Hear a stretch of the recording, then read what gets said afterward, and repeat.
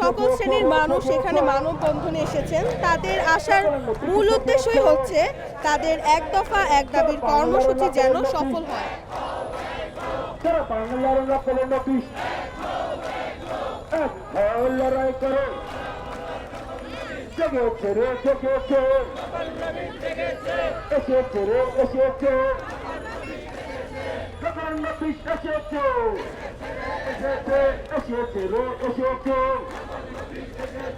আমার সোনার বাংলা বৈষম্যের ঠাই নাই, বৈষম্যের ঠাই নাই, সোনার বাংলা। তারা বিভিন্ন ধরনের স্লোগান দিয়ে তারা তাদের দাবি আদায়ের কারণে এখানে অবস্থান করছে। তারা বিভিন্ন ধরনের স্লোগান দিচ্ছে যেন তাদের দাবি এক দফা এক দাবি আন্দোলন পূরণ হয়। বিচারের বাংলায়, বিচারের বাংলায়, বৈষম্যের ঠাই নাই, নাই বিচারের বাংলায়, বৈষম্যের ঠাই নাই, তোমার বাংলায়, তোমার বাংলায়,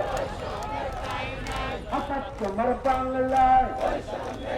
তাদের স্লোগানে মূলত একই কথা, যাতে বৈষম্য বিরোধী আন্দোলন, দেশে বৈষম্য কোনো আন্দোলনের ঠাঁই নাই, বৈষম্য বিরোধী আন্দোলনের কোনো ঠাঁই নেই। বৈষম্য বিরোধ করতে তাদের মূলত এই এক দফা এক দাবি আন্দোলন, যেন সরকার তাদের দাবি আদায়ে সক্ষম হন।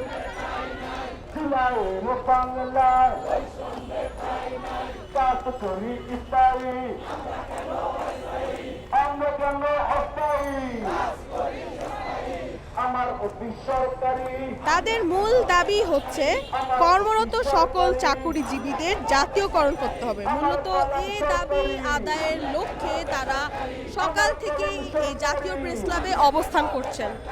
আমার কলম সরকারি, আমাদের দাবি, আমাদের দাবি মানতে হবে, মেনে নাও। এক দফা এক দাবি, জাতীয়করণ, জাতীয়করণ করতে হবে, করে নাও।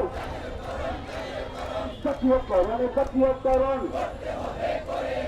করতে হবে, করে নাও। জাতীয়করণ, জাতীয়করণ এক দফা এক দাবি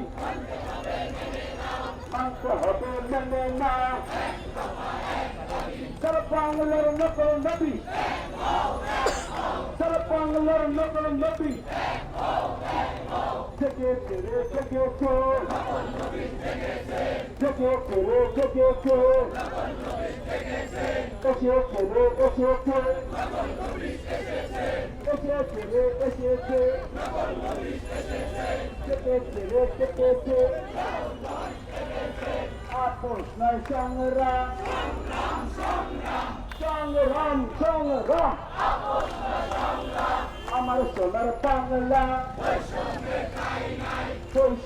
দর্শক, এখানে দেখা যাচ্ছে বৃদ্ধ থেকে শিশু সকল বয়সের মানুষই একত্র হয়েছে। তারা তাদের এক দফা এক দাবি আন্দোলন পূরণের দাবিতে যেন সাব রেজিস্ট্রি অফিসে কর্মরত সকল চাকরিজীবীদের জাতীয়করণ পূরণ হয়।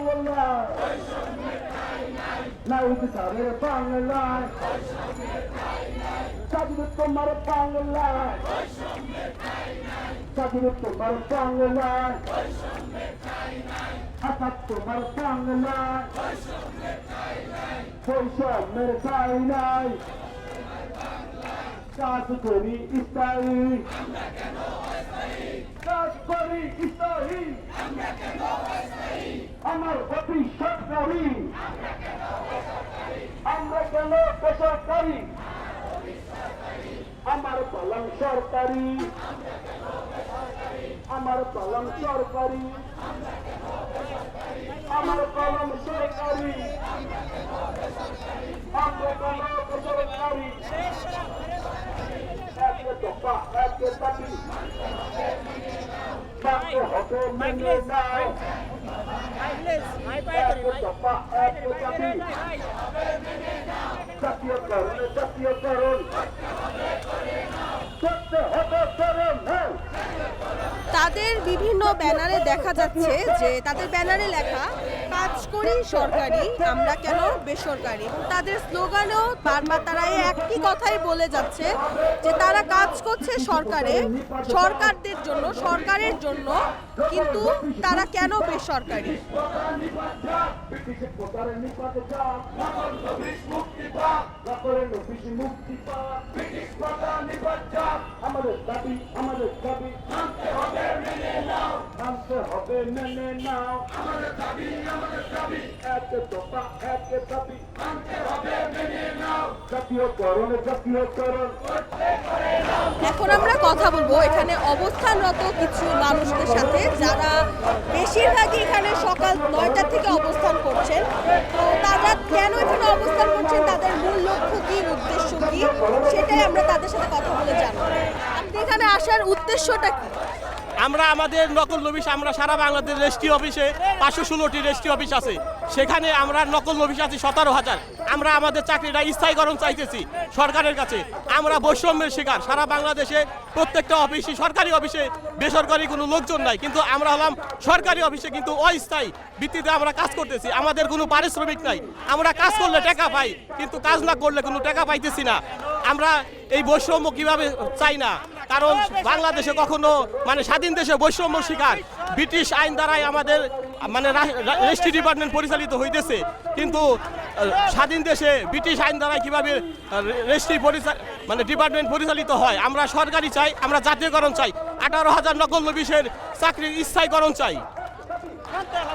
কি মনে হয়, আপনারা কি বৈষম্য বিরোধের শিকার হচ্ছে, বা আপনাদের সাথে কতটুকু বৈষম্য করা হচ্ছে? আমি মনে করছি আমরা বৈষম্য বিরোধী শিকার হচ্ছি। আমরা আমাদের যে অফিসে কাজ করি, আমাদের অফিস সরকারি কিন্তু আমরা বেসরকারি। আমাদের বালাম সরকারি, আমরা বেসরকারি। আমাদের কলম সরকারি, আমরা বেসরকারি। আমরা কাজ করি সরকারি কিন্তু আমরা বেসরকারি। আমাদের কোনো মাতৃকালীন ছুটি নাই। আমরা কাজ করলে টাকা পাই, কাজ না করলে কোনো টাকা পাই না। আমরা একদিন অসুস্থ হয়ে ঘরে পড়ে থাকলে আমাদের কোনো টাকা আসে না।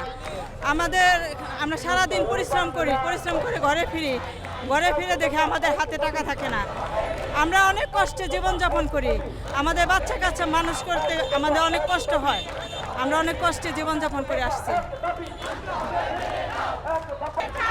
আপনার কি মনে হয়, আপনারা যেখানে আসছেন আপনাদের দাবি কি সফল হবে? হ্যাঁ, অবশ্যই আমার দাবি সফল হবে। আল্লাহ চাইলে, ডক্টর ইউনূস স্যার চাইলে অবশ্যই সফল হবে। আমরা ইউনূস স্যারের কাছে প্রত্যাশা, আমাদের আশা, সম্পূর্ণ আশা আমাদের দাবি মেনে নেবে।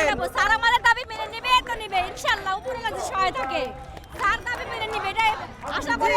এটাই আমাদের স্যারের কাছে আশা, আমাদের সম্পূর্ণভাবে আশা যে স্যার আমাদের সম্পূর্ণ দাবি মেনে নেবেন। এটাই আমাদের স্যারের কাছে আশা, দাবি। তো দর্শক, আমরা দেখতে পেলাম তারা এখানে আজ 10 দিন ধরে অবস্থান করছেন।